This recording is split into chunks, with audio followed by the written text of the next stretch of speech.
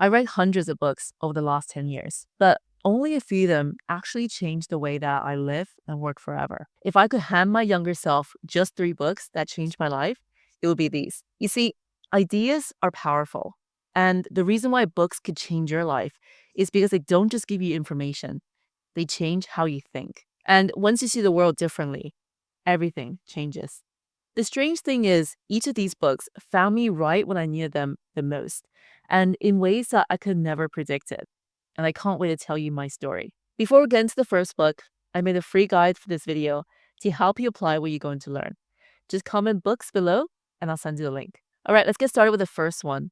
The Obstacle is the Way by Ryan Holiday. This is the first chapter in my life and how I redefine my challenges. So let's be honest, challenges are a part of everyday life. Maybe you're even going through some challenges right now in your own life. So for some people, it's struggling to find a job or dealing with discrimination. For some, it's money running out and you don't know how to pay your bills next month. For some, it's this creative block that makes you doubt your own talent and thinking to yourself, can I actually do this? Or burning out from having too much to do. Or it could be that you're stuck in a bad relationship or toxic people that are just making you really miserable. Or maybe your business is not bringing in as much customers as it should be to stay in business. The point is that each one of us, we have our own version of hard, and we're all going through one challenge or another in our own lives every single day. And you know that feeling of all this frustration and fear and that voice inside asking yourself, why me? I've been there. So when I first started my first business, things looked really exciting from the outside. Everyone assumed that I'm now the boss of my own life. It must be so nice. But behind the scenes, I was completely overwhelmed. I had just left a very high paying job, stepping into this unknown world of becoming a founder and then stepping onto the roller coaster ride of being an entrepreneur. To go from something so safe and routine to having no structure in your time or day, and definitely no guarantee of a paycheck at the end of the month, leaning into this idea that I could somehow build a business that aligned my values and gave me the freedom to pursue what I love. And the truth was, deep down, I was absolutely terrified. There were months when nothing seemed to work, like struggling to sign on new clients, while seeing this status updates from my friends saying that they just made partner at their company and feeling like everyone else got it all figured out except me. And every rejection made me feel like it was a personal thing or made me question if I had made this huge mistake and just thrown away my Ivy League education to pursue something that was nothing more than just a daydream. I really felt like the world was constantly saying to me, you're just not cut out for this, Laurie. And then one night, I was sitting through a pile of unread books on my bookshelf. I picked up The Obstacle is the Way by Ryan Holiday. It was a bit dusty, but I wiped the dust off and I flipped through the pages. And there were those words that completely shifted how I see everything from that point on forever. And he said, we forget in life, it doesn't matter what happens to you or where you came from. It matters what you do with what happens and what you've been given. The obstacle in the path becomes the path. Never forget, within every obstacle is an opportunity to improve our condition. So when I first read that line, I remember closing the book and I just sat there for a while. It hit me that I've been spending so much time fighting my challenges when I was wishing that things were easier, waiting for that clarity to come to me, and then comparing myself to everyone else around me instead of asking what this moment was trying to teach me. I mean, it sounds so simple, doesn't it?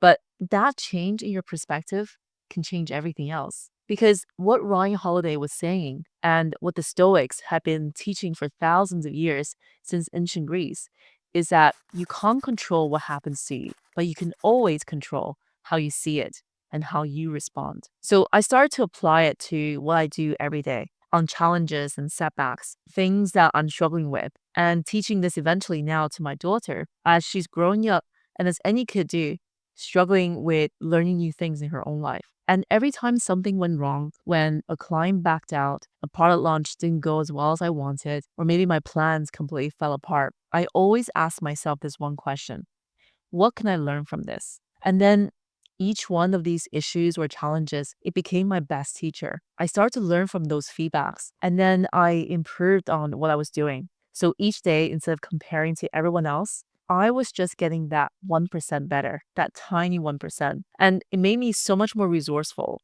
than it ever would have been by using only what I had, not what I wish I had. And maybe that's the real meaning behind the obstacle is the way. It's not about pretending pain doesn't exist in this world or putting on this fake optimism that doesn't really help you. I realized that it's about accepting that challenges aren't things that you should avoid in your path in life. They are the path. If anything, they make you navigate your life and work so much better. They are how you grow, how you toughen up, how you learn what truly matters. And Ryan Holiday shared this in the book that there are three simple disciplines anyone can adopt to obstacles and challenges in their way. And these are the ones that I still live by today. So the first one is perception, the way that you choose to see the problem. And I love this quote that hits home. Remember that this moment is not your life, it's just a moment in your life. Focus on what is in front of you right now.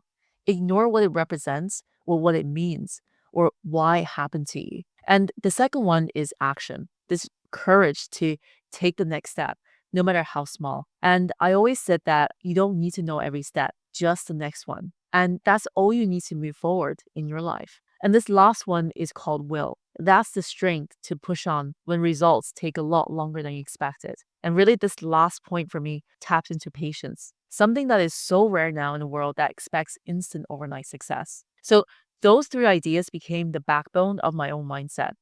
And this leads to the next chapter of my life, and that is starting with why, rediscovering my own purpose. And this is the book by Simon Sinek. Because back then, I faced a different problem. I had no direction. I left my corporate job after years of following direction of what others are building or aligning with the goals of my boss, my team, and the company that was giving me my monthly paycheck. And for the very first time after leaving my job, I was building something on my own. But the question that kept looping my mind was, what am I really doing this for? I was, for the lack of a better word, lost. And I felt like I needed to find my purpose. So that's when I picked up Start With Why by Simon Sinek. I used to think that this book was just for the corporate world who need to find their why, like the likes of Apple. But the concepts are just as useful for individuals like you and me. So after reading this book, it hit me that I've been living by what and how my whole life up to that point, but never really by the why. So Simon Sinek explains something he calls the golden circle. And at the center is your why, your purpose, your greater cause or belief. And then comes the how, which is your process, the way that you bring that why into life. And finally, which is the what. And what is your product, your service, the result that you can bring to the table? And really, most people live and lead from the outside in. They start with what they do and then how they do it, and then just stop right there. But I realize people who are living with true direction and purpose, they start from the inside out. And the reason that it matters is so simple that I couldn't believe I didn't think about this earlier. And that is that people don't buy what you do. They buy why you do it. And that was a huge revelation for me. So I wasn't just teaching what I know with my clients after leaving my job at Google. My real why was helping people become remarkable themselves. And this was part of my DNA going back as far back as I can remember, whether that's building a strong personal online brand or getting more customers to the door, becoming more productive to make time for what matters in their lives, or even understanding what is their true purpose in their work and life. So I was helping them create meaningful work without losing themselves in the process. And once I understood that, every decision from what content I made to what project I said yes to, it became so much easier for me. I was no longer this lost or stuck in terms of where I'm going. And I also learned about what Simon Sinek calls the split. And this happens when we forget our why, when we get so caught up chasing vanity metrics, like how I looked on social media, comparing myself to others, when everyone is on their own path and very specific season of life, or having goals that did not align to the life that I'm building. It took me a lot of work and self-discovery to finally realize what I wanted in my ideal life, and doing that by design. And most importantly, what I didn't want. We're chasing this external validation of what other people think of us, that we lose sight of the purpose that started everything. And I realized when I finished this book, that was me at that point in time. So I drifted into just doing, producing, and achieving. And finally, I remembered to take pause, to take it all in, and to remember why I began doing all of this. So this book really helped me to come back home to my real purpose. Because when your why is super clear, even the hardest work will feel really meaningful again. And honestly, one thing I learned over the years is that books like these, they aren't meant to just inspire you. They're meant to change you. But that only happens if you take time to reflect on what you read and actually apply it. And one thing that's really helped me to do that is Shortform, who is kindly sponsoring this video. Compared to other summary apps I've used, Shortform goes way beyond just summaries of the book. They include chapter breakdowns, analysis, and even exercises that help you put the ideas into practice. If you follow this channel long enough, you know that I love it when my audience take action instead of just passively learning. So what I learned from Start With Why helped me to get even more clearer about my purpose and connect it to the work that I do today. And their obstacle is the way analysis on short form includes practical reflections on how to handle setbacks through stoic thinking, which kind of got me to stoicism. So if you love learning but don't always have the time to finish every book, Shortform lets you learn the key ideas from thousands of books, podcasts, and even articles. And if you're ever short on time like me, I even listen to their audio guides on the go. And the good news is my audience on this channel gets a free trial and 3 month free on the annual plan when you sign up at shortform.com/Laurie. Check it out in the link in the description below. So this next chapter of my life is really kind of the state that I'm in right now. This third book didn't just change how I think. It changed how I live and made the most of the time that I've left in my lifetime. It's called Die With Zero by Bill Perkins. And the idea here is very radical, but kind of refreshing and freeing in so many ways. And the quote that I now have written on a post-it that I put on my fridge to remind myself this every day is the goal isn't to die rich. It's to die with a life rich in experiences. And most of us, we are taught to save, invest, and plan for the future. That's something that I'm always grateful for, that I was able to learn this in my life up to this point, which is such a good foundation. But somewhere along the way, we and myself forgot to live in the now. And Bill calls this the experience dividend. So you don't just get joy from the experience itself, you get it again and again through the memory it creates. So for me, I think this doesn't have to be flashy or super expensive trips or vacations. Some of my favorite experience dividends came from the time I deliberately carved out time by hiring help in my own work to scale what I do, but most importantly, to help buy back time to build memories in the early years of my daughter's life. The trips to the aquarium where she marveled over every single fish for the very first time, or picking her up from school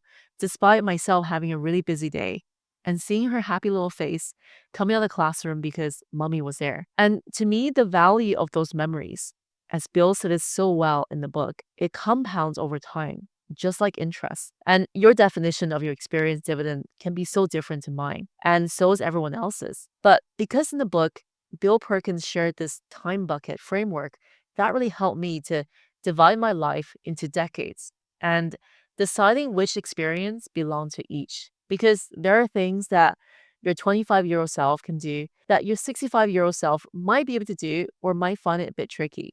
So, for example, I could take a gap year now and go study abroad like I did in my early 20s. But it's so much more harder now when I have a family to look after and kids who need my help. But in this season of my life, I'm making time for creative hobbies. I'm learning new skills like vibe coding or watching my kid growing up into a happy and kind person and spending time with my parents who are coming up to their 70s and making the most of the memories and the time that's left with them. So if you were to plan out your time that's left, how would you fill this bucket out? And think about where you're going to put in those time buckets in this season of life. So the one thing I took away from this book is that don't wait until retirement to travel to that dream destination, to spend time with loved ones or pursue hobbies that you're passionate about. Because every decade of life has its own experiences that you can optimize. And some windows, they can close permanently.